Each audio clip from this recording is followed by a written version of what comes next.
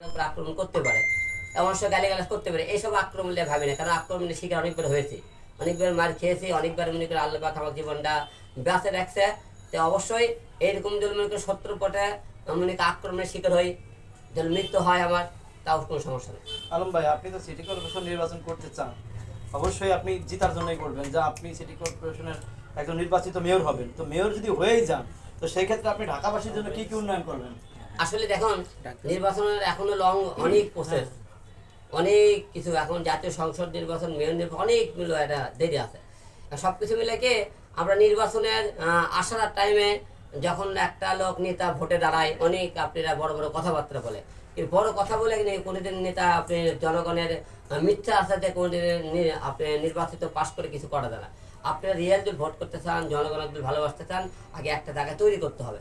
এখন সেই হিসেবে আমার আওয়ামী লীগের আমলে নির্বাচন করে আমরা অত্যাচার মার খেয়েছি, এবং বিএনপি টাইমে নির্বাচন করে দেখতে হবে, এমন এমন জায়গায় নির্বাচন করে দেখতে হবে, সেই ঝুঁকিপূর্ণ জায়গাগুলো, সেগুলো আমার উপর তারা অত্যাচার হুমকি আলম ভাই, হয় কিনা। আমার প্রশ্ন ছিল, আপনি যদি সিটি কর্পোরেশন নির্বাচনের পর মেয়র হন, তাহলে আপনি এই ঢাকা সিটির জন্য কোন উন্নয়নমূলক কাজ করতে চান? ওইটা তো করছি না, ওইটা তো বললাম আপনার কথায়, যে আমি আগে একটা নির্বাচনের আগে, ভোটের আগে বড় বড় কথা বলেনি তারা, আমি সেই সমস্ত বড় বড় কথা বলে কোন নির্বাচনে যাব না।